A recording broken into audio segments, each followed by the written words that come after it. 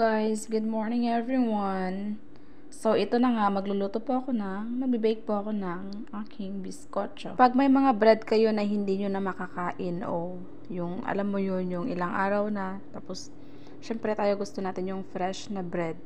Ang gagawin nyo na lang sa mga old na bread ninyo ay ganito. Biskotso lang guys.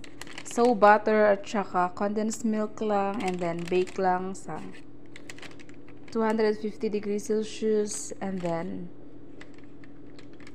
pang 30 minutes yung tagal.